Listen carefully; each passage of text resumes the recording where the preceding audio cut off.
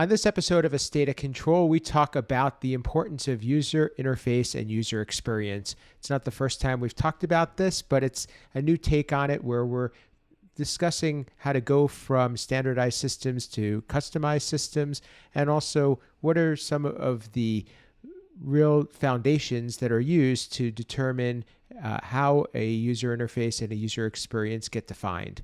All that and more on A State of Control. The network for the AV industry. What are you listening to? This is AV. This is AVNation. This is AVNation.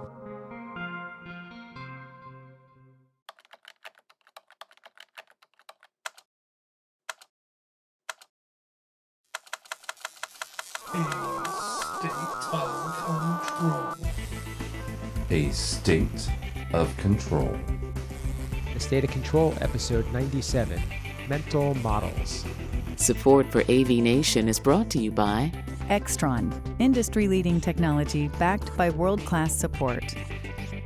Welcome to A State of Control, an AVNation podcast that highlights the control, programming, and automation aspects of the audiovisual industry. My name is Steve Greenblatt. I'm your host. Thanks for joining us today. So on today's show, we're going to talk about the importance and the impact of user interface and user experience. It's not something that's new to this show. We've talked about it in several iterations, and some of those past episodes are 75, 69, 51, 44, 33. So we've had quite a time. And obviously the reason that we have done that and why we're doing it again is because this is an important part of what we do in both the systems and product world as well as in the control programming landscape. So with me to discuss this topic, we have one returning guest, one new guest. And before we get to them, I'd like to first say hi to somebody I got to meet in person. And if you get to go to a show and we had a little bit of a reunion. Rich, good to see you. Uncle Richie, how are you? Good. Well, mellow West Coast green. It's obviously early on the West Coast. I'm already tongue-tied, which is pretty rare for me. But no, it was great. We had everybody together in the single room for once. It was kind of cramped quarters, but it was great seeing a lot of friends. It was great just being back. And we were talking before. I mean, I had the luxury of being at ISE and getting to see one of our listeners and just seeing everybody on the international side, but then being stateside and spending time with all of our friends and seeing you. First time in 2 years that you and I were sharing the same space. So, man, I was just, I'm very excited about how we're returning to being in, real space together. Absolutely. And if you haven't listened already, our last episode 95, we recorded in person on the show floor in the Starren booth, and I'd like to thank Chris Netto for helping us make that happen. And I think that was the first time we've done that in person, so it was pretty neat experience. So check that episode out, and we had a lot of good things to talk about, both related to the show and just the state of the industry. So moving forward, I'd like to welcome our first guest. He is becoming more of a regular here, and his name is Brian Magrogran, and he's from Verrex. Welcome back, Brian. Thank you. Thank you very much for having me, Steve. It's great to be back. I've really enjoyed being on the show, and it's nice to come back again. You got to keep it coming. And last but not least, we get to welcome a newcomer to the show, but someone who has been a longtime listener, and we appreciate that. And her name is Kate Adkins, and she's from Root Integrated Systems. Welcome, Kate. Thanks for having me. I'm super excited to talk about UX UI with you guys. We're glad to have you as well. So as I mentioned at the top, this is a topic that is going to be with us as long as we are doing what we're doing, and it's not just limited to the AV industry. It's a good user interface and user experience really is a differentiator, and the usefulness of a product and the success of a product, the adoption of a product, it really supersedes features and benefits these days, because something needs to be easy and needs to be something that is, for lack of a better word, which I think is overly used, intuitive. So But over the years in our industry, the focus has kind of ebbed and flowed a bit, and I want to talk a little bit about why that's happened. And Rich, we'll start to kick off the conversation just by talking about the fact that we've moved a bit away from customized solutions over time. We've discussed this on the show quite a bit. They're less of a percentage of the programming projects that are done, and many of them are more rinse and repeat. So with that said, is user experience and user interface design still something that needs to be emphasized in the role of an AV programmer, or has it moved on to others' responsibility? Honestly, I think it's grown. I think it's the need for control systems programmers to be aware and respect UI and UX design. I was just thinking about when we were talking is that, and a large part of it, and I've said it from show after show after show, mobile is what has driven all of this. 25 years ago, 20 years ago even, I was super happy when I had like my Palm Trio that I could like type an email message on, and I had like 1.5 inch screen, and I could actually have some form of graphic interface, and by golly, that was what I had was 16 or 256 colors, and that was good enough for me.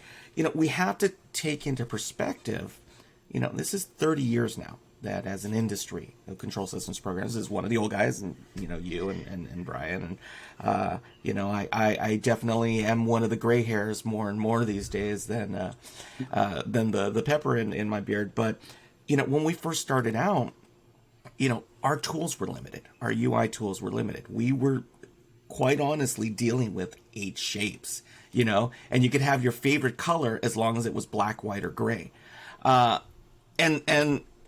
and so when you first started out, because you had a limited tool set, and your control interfaces were there, the expectations were less, because people were just happy that they weren't going into the back of the room and pushing forward on the slideshow, on the slide projector, and back on the slide projector, and they weren't having to start and stop, the beta tapes and the 3/4 tapes, and so there was a willingness to accept, well, this is what it is because you're the first one to do it. Fast forward now, and again, we'll say it, the iPhone, the advent of the iPad, right?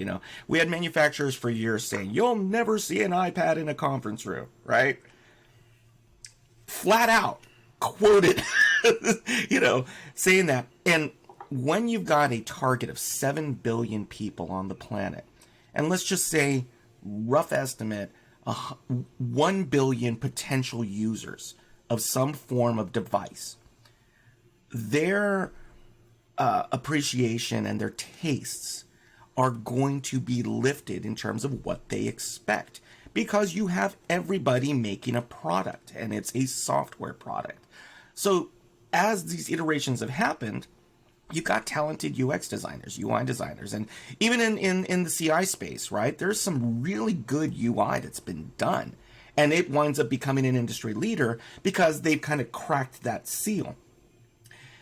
The hard part is that sometimes in the control industry, we're our own worst enemies. We, rather than go along to get along, the engineer's first approach, right, is if you've got 20 things to do, I'm going to give you all 20 because you never know when you're going to need it. And so that's really the core of what we still have to stick with, which we've always said is not could you do it, is should you do it. And as we've given more tools to programmers, we've also handed them an espresso and a puppy dog and said, go at it. And, even things like color theory still. I bang on people on things like that, and using negative space and just all of the design terms of what makes something visually appealing. It's like food, they say, right? You taste with your eyes. It really is the same with programming. Once you make something visually appealing, that's what we mean by intuitive. Visually appealing. It engages them to want to go more and go, oh, that was pleasant. So, I'm gonna rewind real quick and take my I just told you how to build a clock and tell you the time right now. We've gotten better because of the tools that are available to us, but I think we overuse it, and at times the manufacturers that we work with oversimplify what they think their user needs. And then what happens with the control system programmers, we go, yeah, you asked for this product provides this, but you've just gone a little bit special order. Now, it's not just saying you want extra pickles. You're asking for something that's a little rough. We can get there, but there's going to be a whole lot on the background, and that's where your experience comes in and everything else. And I think an experienced programmer kind of goes, okay, yeah, we can figure it out. A newer programmer, because they didn't have the luxury of going through the trenches originally from UI development, they're relying on the manufacturer a little bit more and saying, okay, well, they said it's supposed to be like this, so I'm just going to do it like this. And the end result is tough for the user. So, we've gotten a lot better. I see so much better UIs that are out there, but it's always going to be that hard part, which is, how do you bridge your art and the technology? Brian, I'll kind of have you jump in here. Rich touched on a lot of good things there, and one of the things that we've talked about quite a bit over the years is that the iPhone, the experience there, and how that has really changed things, and where it really has brought to light the importance of adoption based on something being easy and being likable. And that, I think, it has influenced a lot of what our industry does. Is that still the trend, or are we going to follow suit in that direction, or is there something new that's on the horizon that we're looking at, such as Zoom or some other type of user experience that has now become a standard? Well, I think you touched on a really good point there, Steve, like we talked about before. Right, Apple and the big players, the iPhone, the Android, have driven where we are now, right? And they've driven that simplification because that's the device I have in my hand every day, all day. And I think that, at least the trend that I'm seeing, is that clients want their integrated systems tailored now more towards whatever they've chosen as their standard from a soft conferencing side. So whether it be Zoom, whether it be Teams, right, they want that simplification of the user interface so it looks like no matter which side you're on, whether it be the totally custom side or within their user interface and within the manufacturer's user interface, it looks like the same thing to keep it as intuitive as possible. So I think you have a little bit of both. I think that, like Rich was saying, Apple, the iPhone, Android really pushed us there. And I think that the soft conference manufacturers have really taken their cues from that, which is now also coming down to us, which, is helpful because we've already started to go that way, right? We've already been there. We've understood that we've got to keep up with these interfaces that get a fresh new look every 6 months or a year, right? Which is not traditionally how we've worked. You might deploy a standard to a client and they've got it for 3, 4, 5, 6, 7, 8, 9 years until it gets a refresh. So it's definitely changing, and I think that now people like Zoom and Teams are driving more of what we're doing. Kate, I know that this is a focus of yours and something that you're very passionate about, and Brian touched on something that I was hoping we were going to get to in terms of standardization and taking our cues from something that a client is familiar with. Is it our job to continue to build upon that, or is it our job to potentially find out what would work best for them that might be different from what they're currently used to when it comes to I know user experience and user interface are different, but there is a certain amount of overlap. Yeah, there definitely is, because your UI is a huge part of your UX, right? So knowing how to interface with that system, that's going to kind of basically drive the whole experience of it, really. But I think, talking about like the soft codecs and that sort of thing, it's everybody's so used to it now, especially since the past 2 years we've all been using Zoom or Teams or whatever, we've created these mental models. Like everybody has a mental model in their head, which is basically like their explanation of how something works and their expectation for how that device or that technology is going to function before they go and use it. So if you look at something, you assume that this thing is going to do this when I hit this button. That's all being driven by Zoom and Microsoft and Apple and all those things. So it makes sense for us to kind of use all of that information that's already been done. I mean, Google and Zoom and everybody, they're spending thousands, millions of dollars on doing user research to create these interfaces. So why don't we just, kind of take advantage of what they've already done and then use that to support these soft codecs that are going in. So like our philosophy here, if there's a soft codec going in, there's a Zoom interface, a Teams interface, we support that interface. We don't override it because, they're the ones that have already done the research, like I said. So, that's the mental model that the user is already coming in with. And it's easier for them to learn how to use the extra functions that we might be providing to support that experience. It makes it just a lot more intuitive then because like I said, it's things they're already used to. Rich, I'll throw a little bit of a curveball in because what we're talking about mostly is on the commercial side. Does the same hold true on the residential side? Do you look to build upon some either adoption that user has that they're familiar with, or is it more of an uncharted territory there? Residential is always a different animal than commercial. And some people go, I could never do residential. And other people go, I can't stop doing residential. I think there's, I think as a control systems programmer, the bits is bits. What it comes down to and where UX, Kate actually brought up a great point, which is you kind of have a mental model. When you walk into a huddle space, you walk into a conference room, knocks are different, there's military's different. Those are, kind of purpose-driven applications still. But let's talk about, kind of the run-of-the-mill, like I said, a huddle space. We're getting used to it. Obviously, this small little virus created this unified mental model of what we expect to see with, bouncing heads on our screen. And, some mental memory has kicked up. My son just turned 12.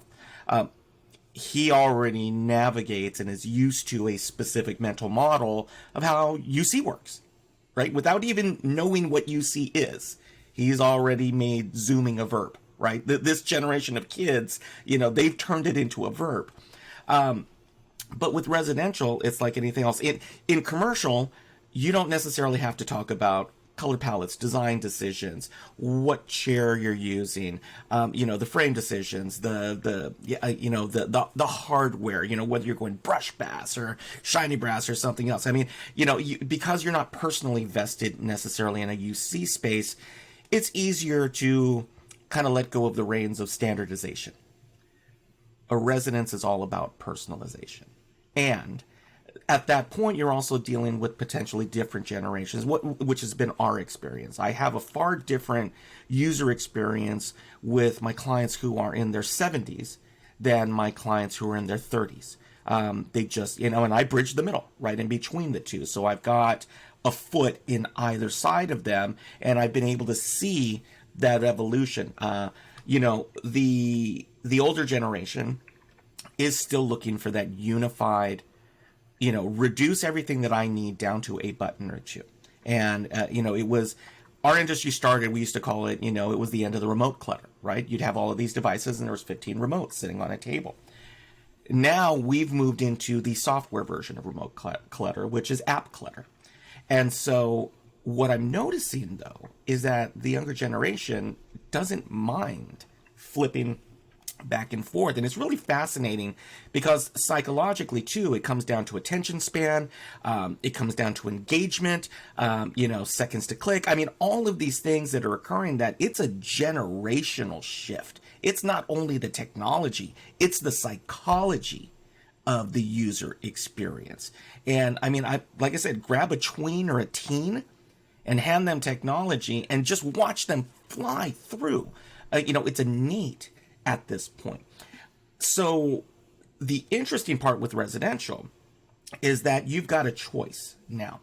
And that's what we've been presenting, which is you can go through the swiping, clicking, pressing multiple things and kind of purpose driven of what you need, or, and not even or, and we've used this term for decades, an overlay control system is strictly an interpreter, right? You know, you have the United Nations of apps, and all we do is sit up on top and we just get you from one side to the other. We translate between the two.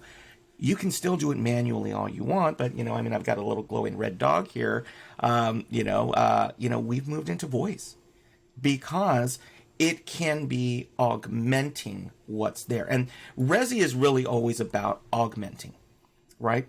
You have a device here, not crazy about how it all comes together or how it looks. You have a very specific style, right?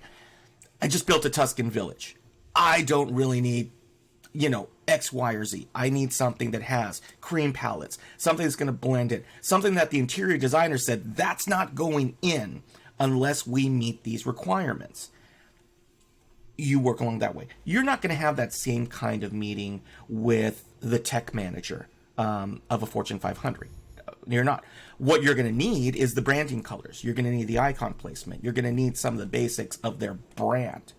With a person, you've got flexibility, but at the same time, you also have these low cost of entry devices that you're fighting against. And so what we're fighting against is confusion.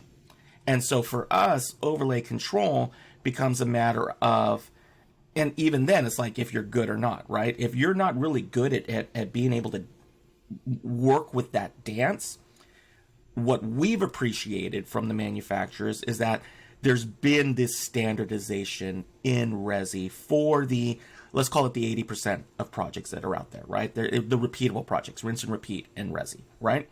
They're not going to necessarily want to spend the money for a graphic designer, for custom icons, for, color matching and all of these things on there, but they still want the thing to work and they still want to walk in and watch CNN or, whatever, or ESPN or something and call it a day.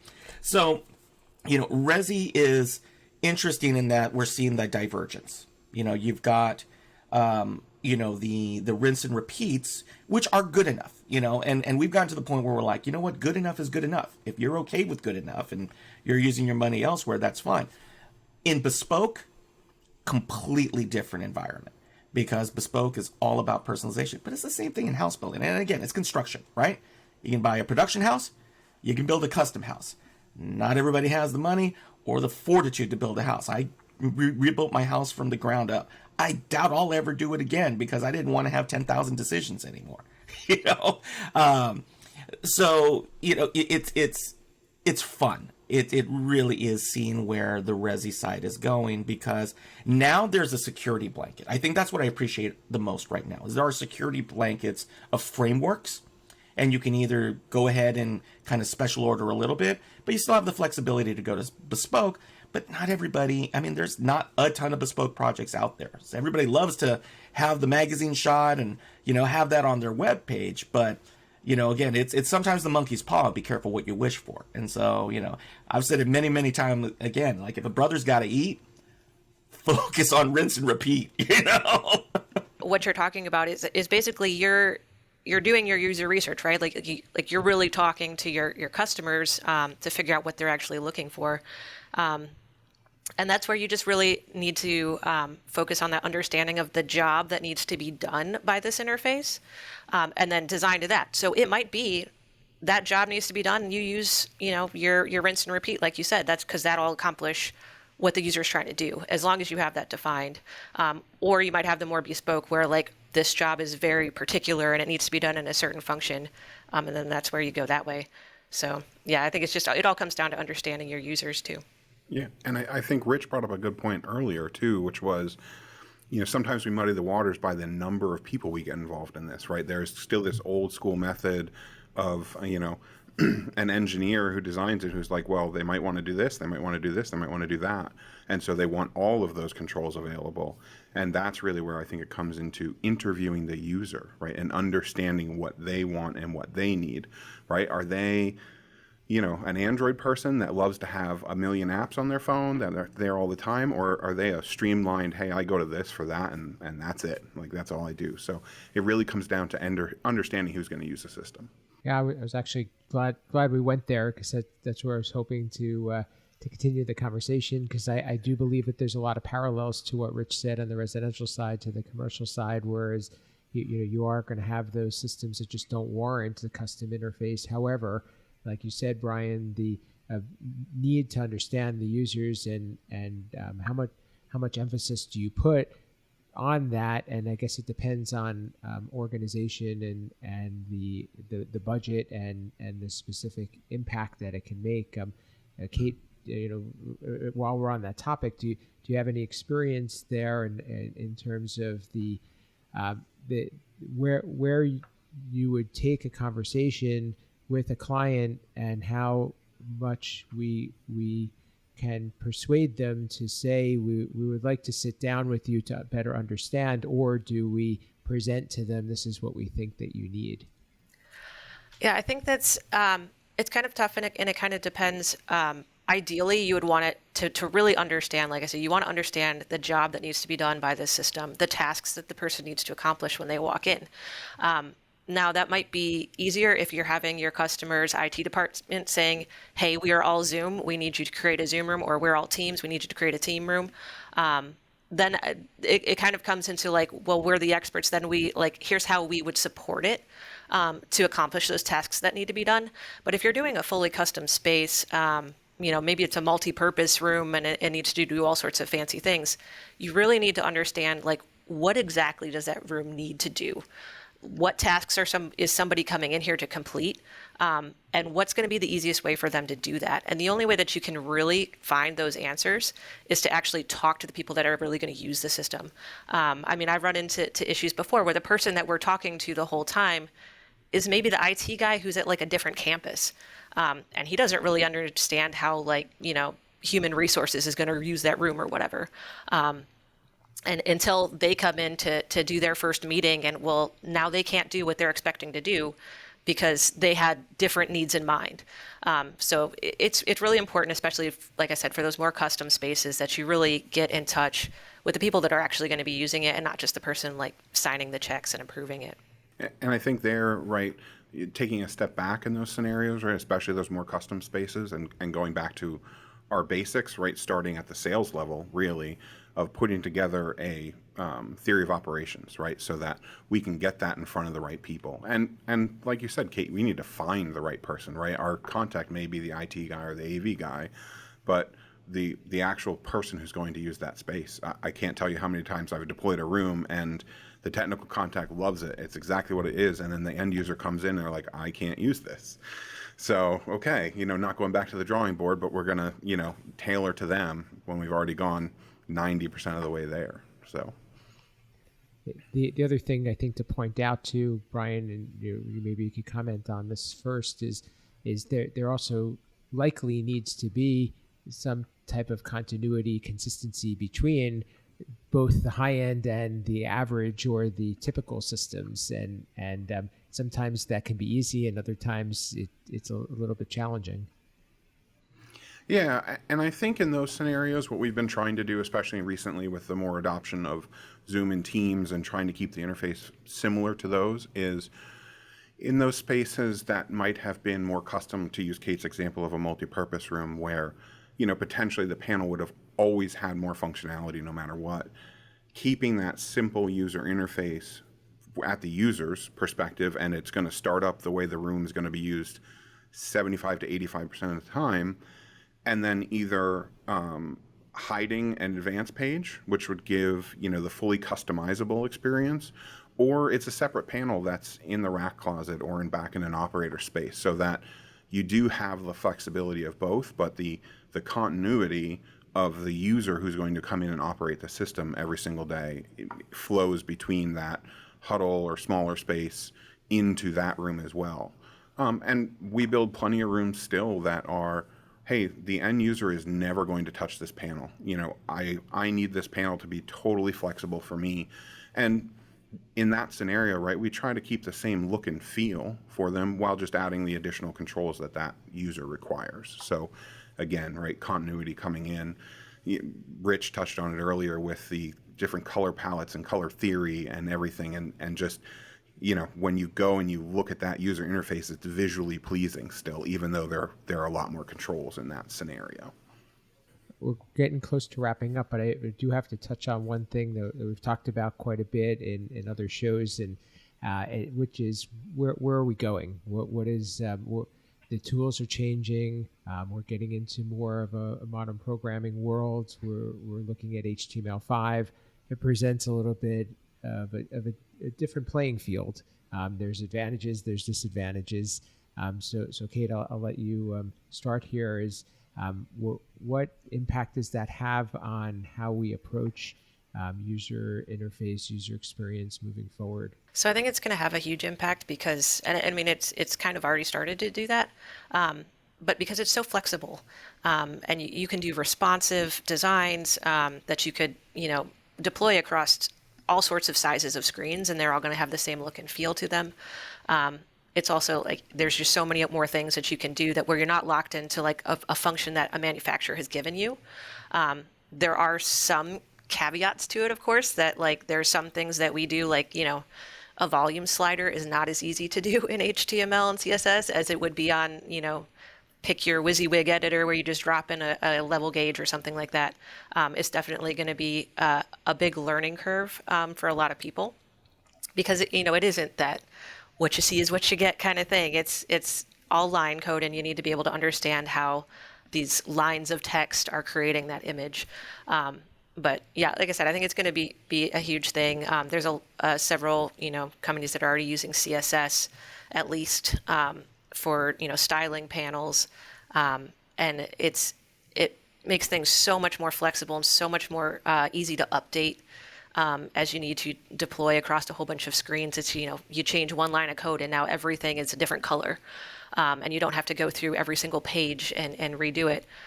It's just getting familiar with those, getting comfortable with those, and really making use of it. It's gonna save us a lot of time, really. And yeah, like I said, just open up that flexibility and all those design systems and everything that are already out there, all the frameworks that are already created for web. We can make use of that with HTML. Brian, I think Kate touched on that and handled that very well, and you and I have talked about this quite a bit, and it presents a challenge, to people, to programmers who are used to doing things a certain way and now have to do them differently. You have to do a little bit more upfront planning. I think personally, it's gonna make a big shift in the way we approach projects. What are your thoughts? Yeah, absolutely. Right. And I think, you mentioned this ahead of time, Steve, right? How are we going to find the AV programmer, or is the traditional AV programmer going to be able to do that, right? Are we going to bring in a specialized UI UX developer just for that, right? Which I think, to touch upon one of the things Kate said, is in those scenarios, we're decoupling the back end and the front end, which I think has a lot of power and a lot of flexibility for us. But it is for sure going to change the way that AV programmers work, right?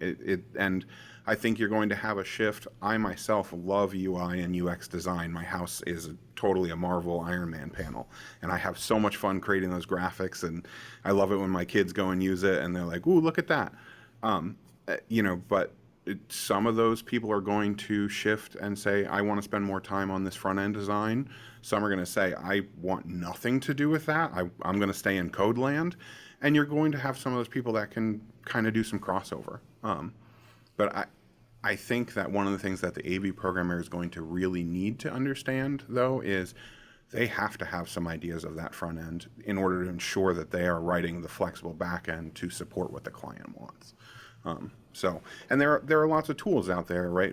As we've learned through just HTML5, just testing it out and seeing and going to masters and taking a look at different things, how we can see.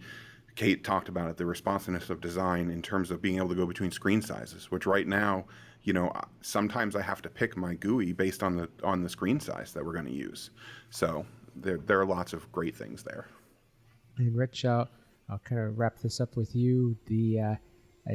What Brian said, I think, is a good point about decoupling those roles, and we've always lived in this world where one programmer, for the most part, was responsible from the beginning to the end. Whether that's good or not, we can debate. Is that going to change moving forward? Oh, it has to. That's your first business decision about whether you're going to continue or not. Is your company culture built for collaboration? Is your company culture built for delegation? We've been doing this for a long time. The tools that are out there are amazing. But, you and I had this conversation, I think at Infocom. You have to decide as a business owner, do you want to be the guy who does everything again? Or are you learning and maturing enough to the point where you can say, my job is as a facilitator? And what we've always been is facilitators, right? We're supposed to be the ones who know everything, right? We know everything about the soft codec because we got to make the soft codec talk to this over here to talk to the display. So we've always had to have a little bit of everybody else's knowledge. The decoupling conversation is exactly what needs to be focused on. There are amazing HTML5 people out there. There's, the gig economy is being built on this. And so, the hardest part is setting aside is, we're just the control system people. We know everything. It's tough. But at the same side, it's like you don't want to admit that you don't know everything because then, gosh, we're going to lose money from this. So that first decision from that corporate culture is to say, it's not that I'm only the code guy or I'm only the UX guy or gal. This is where I'm the most efficient. However, I really want to collaborate and work. And that's the beauty of it. Like from a framework standpoint, right? Have an active demo, right? Go through the dog, the dog food test of it, right? Boom, click, click, click, click, click. Yeah, this feels good. This feels right. The thing that scares me about HTML5 is the same thing like when we first got the newer graphics tools where, I don't want to see everything in Comic Sans and fly-ins and spins and dissolves and everything, right? We got all of these tools. Check this out. And next thing you know, these new panels have left slides and right slides and down from the corner and, the fatigue sets in. So the nice thing about getting with somebody who already understands those rules and they know when not to break the rules is to be able to say, this passed the test from the client's side. Now we just need to work on getting the hooks together and then you can move. Because as you iterate through each project, right? Again, faster, profitable. Faster, profitable. You're not living with that system. End of the day, you walk away, you're getting a check, but you're not setting up camp and forwarding your mail there. So, execute, get in. And it's great because so many programmers, are used to working in solitude. Even in a team setting, right? If you're in your workspace, you're just used to kind of putting your headphone, right? It's the stereotype. Throw on the headphones and just start banging code away. It forces you to be social, and I'm all for that. So, yeah, and just to your point, there's really if you think about it, 3 kind of layers to what we do. So you have the device communication side, the really technical, calculating those checksums and following the protocols and all that sort of thing. And then you have the choreography, right, of getting all the devices to kind of dance together. And then you got that visual design on top of it. And they're all kind of 3 totally separate skills. So, can one person do all of it? Sure, but it's going to be a lot. And you might not be able to be awesome at all 3. But if you kind of break that up and let the person who's really great at the visual design focus on that, or the person who's really awesome at that back-end technical programming focus on that, and then come together, you're going to have such a better product in the end. Yeah, and Rich, you said it from a business standpoint, right? It also opens up a whole new pool of people that we didn't have before. Right, a whole new pool of developers that we can bring in that maybe necessarily it was what are these AV people doing? No, now all these people we have to pick and choose from, right? So we don't have to necessarily worry about bringing them in and, oh wow, you've got to learn the whole AV industry, you've got to learn all of this to understand how this works. We can get them to focus there. So I think in the end it's going to be fantastic. Oh, it's good to end on a high note, and we'll leave it at there. But I'm sure that this is a conversation that we're going to come back to again. And thank you guys for being a part of it.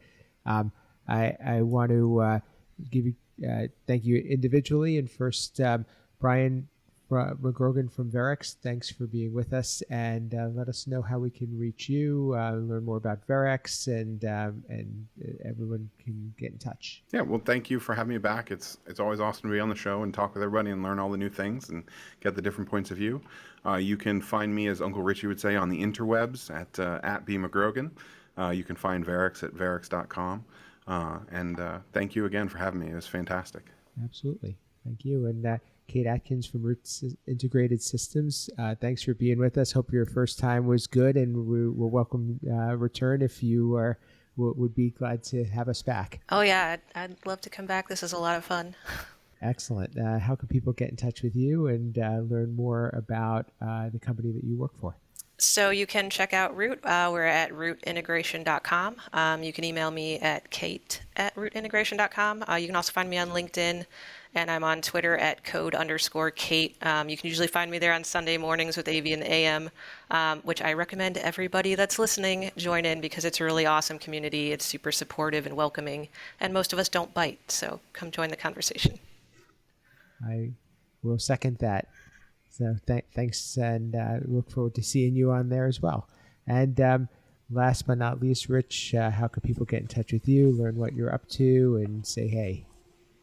Just crank up that old World Wide Web and place my name in there. But you can find best place. You can find me on Twitter at @rfregosa. You can find the company Fregosa Design. But as I always say, the place I hope you find me is here on AVNation.tv. And our suite of shows. I actually just pinch hit for Matt Scott and recorded Resi Week. So we just got that episode out. I think we just went live with that episode yesterday. You can find me here with my good partner, Steve. But again, like I said, best place is find us here, find all of our affiliated shows and all of our verticals, and even better, find the people who have their company names at the very bottom who are our supporters and click on their web pages, because that makes me happy. So that definitely helps out. But yeah, man, it's great to see you. And Kate, awesome. Please come back. That was, again, I'm as we always say, the best time is when we hear voices other than our own. And so there was a lot that I picked up just in terms of the insights that you had. And so hopefully we're, like I said, the old man's still constantly learning, I hope. As we continue our countdown to episode 100, which is right around the corner, we want to hear more from our listeners out there. Please reach out, leave us a message, review, share an episode. All of that means a lot, and we want to get more people involved in the show. So and continue to produce the content that everybody's looking for. As Rich said, visit AVNation.tv to find out more about the show and all the others, as well as the supporters. For me, you can reach me at Steve Greenblatt on social media. As Kate said, I spend my Sunday mornings on AV in the AM, which is a very worthwhile investment. And I'm also on LinkedIn. I do some writing for my company blog at controlconcepts.net. I also have another podcast that I don't talk about enough, but it's called Ask the Programmer. I do that with James King, and that's a fun one. Thanks, Rich, for the promotion. That's a fun one to do as well. And we do a little bit more talking about these same sort of topics. And it's really meant to answer some of the questions that people have about control and programming. So you can find me there as well, and my company at controlconcepts.net. And thanks for listening today, and thanks for joining us. And this has been A State of Control.